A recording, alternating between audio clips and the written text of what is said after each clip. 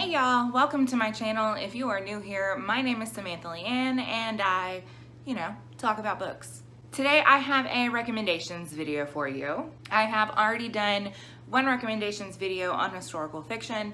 I probably will be updating that in the course of the next couple months as I read more historical fiction. But for right now, I will go ahead and link that in the cards above, just in case you're interested.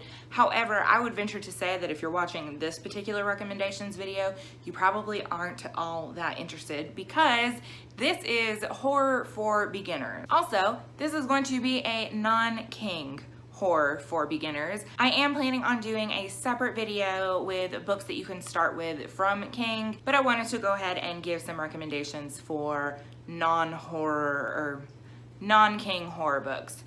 This video is also going to be geared mostly towards people who are a little bit more unfamiliar with the genre. Just some stuff to kind of dip your toes in and see how you feel about it, right? So I have about 6 or 7 books here that I'm going to be talking about. Yes, this is horror, but I have definitely, in choosing these books, gone towards horror that is a little bit less over the top, I guess you could say. So without further ado, let's just go ahead and jump right into these books. So the first one that I am going to go with is actually novella length, and that is Sour Candy by Keelan Patrick Burke. I did read this last month, I think. Very, very short, as you can see. And this is a story about a guy who has chosen to not have children. And while he is in the grocery store, he witnesses this kid showing his ass pretty much. And this mom just looks absolutely ragged, and he's like, oh, thank God I don't have kids. On his way home, gets in a car accident, and turns out he has a kid. Things kind of go from there. I don't want to say too much more.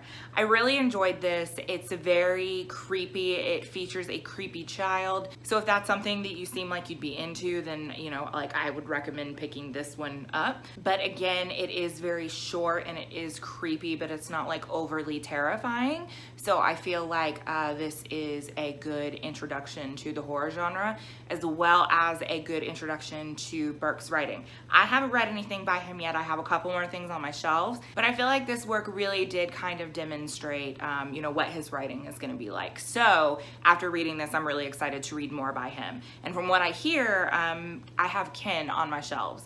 And from what I hear, that is much more intense than this. So I think that this is a good book for beginners. Next book that I'm going to recommend is actually a short story collection. So I think that horror can be really well done in like short bursts if you know what you're doing. And I'm going to recommend Everything That's Underneath by Christy DeMeester. First of all, female horror writer, and whenever we talk about horror, we don't really talk about female authors all that much. I feel like it's sort of a male-dominated genre, so I was really happy to discover this particular author. Can we talk about how amazing that cover design is?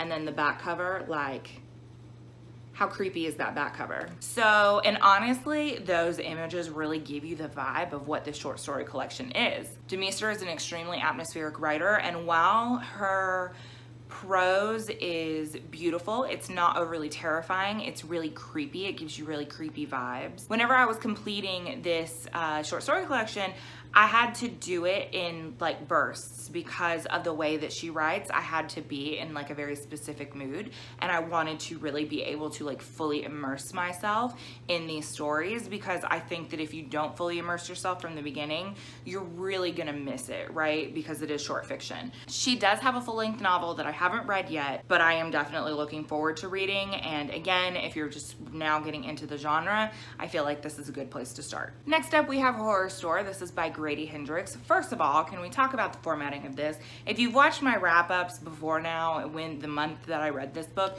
you know how much I really enjoy his formatting, and I'm so sorry about the glare from my ring light all over this, but it's hard to hold in like a position where it doesn't show. Anyway, so I really appreciate the formatting of this and the way that it was published. So Horror Store is the story of some employees that work for Orsk, and Orsk is kind of a knockoff IKEA, and they actually do, talk about that in the book. So basically, the employees are coming into work and like stuff is messed up, furniture's been destroyed, it's just not a good situation, right? And so the manager is like, well, we have this visit coming up and we've got to figure out what's going on. So I am going to stay in the store overnight and I need employees to stay with me. And we're just gonna kind of patrol and see what's going on, you know, figure out who's getting in here and how this is happening. And that's all I'll say about the plot.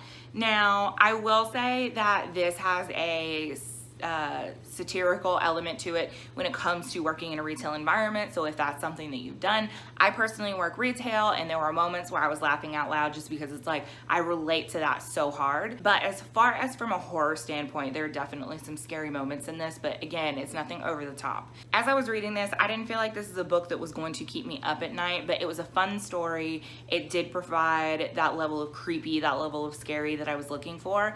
And again, because I didn't feel like it was too over the top, I feel like it'd be really good for a beginner.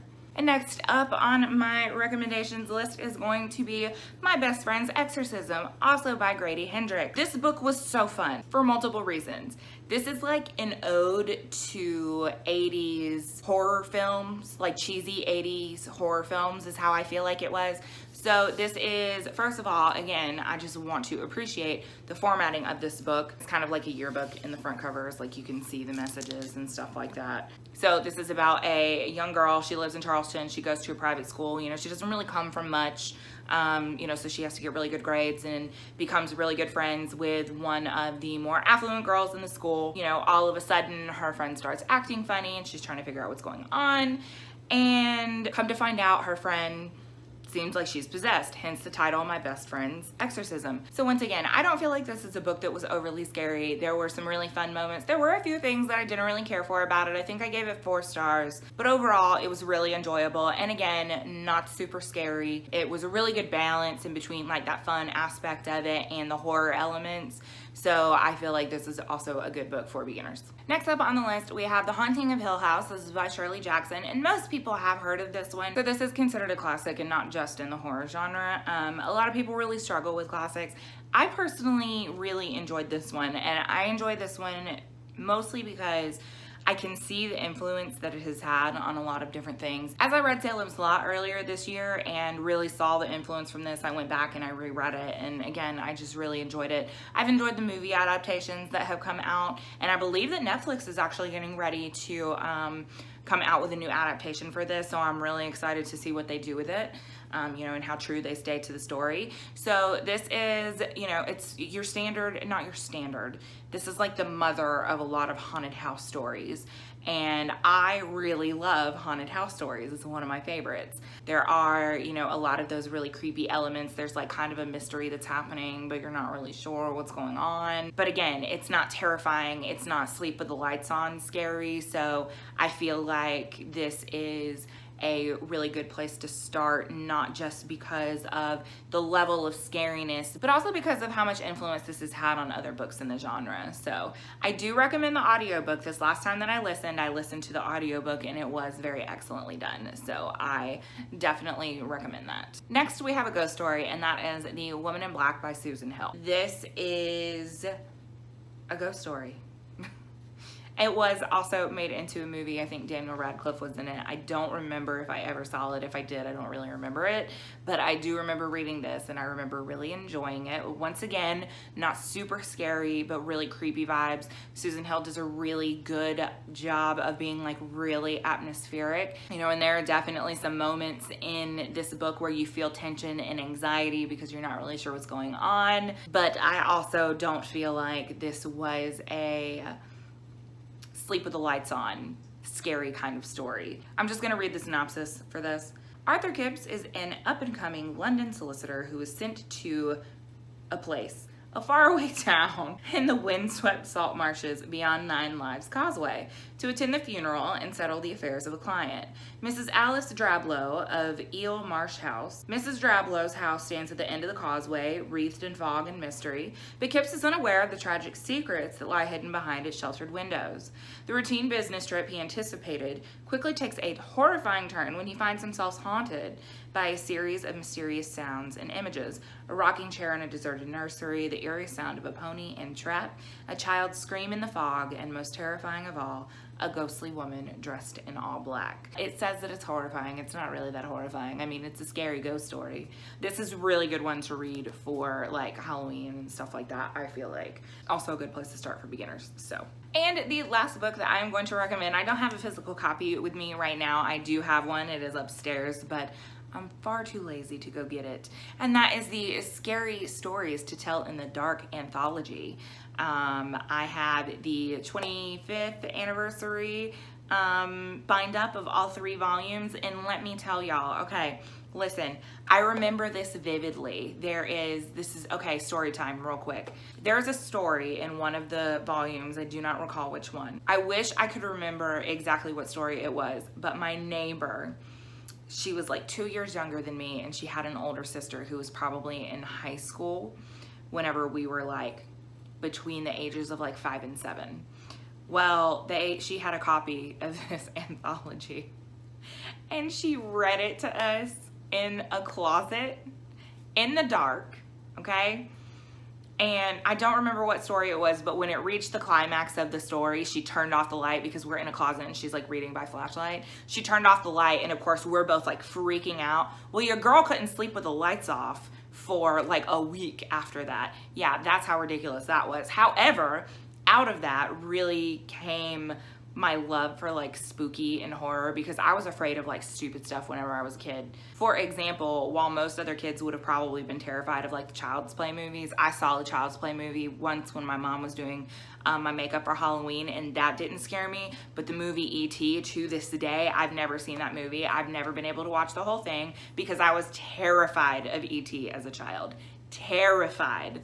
I don't know why. I can't explain it. But anyway, so I feel like that story collection was, for me personally, like really instrumental in introducing me to horror and getting me into horror and things like that. So I will say that the illustrations are probably more creepy than most of the stories. The illustrator, like, that shit'll give you nightmares, honestly. That's what'll give you nightmares, because again, like, most of the stories are like silly and fun and that kind of thing, but coupled with those illustrations, it just takes on this like really sinister quality. I can't explain it.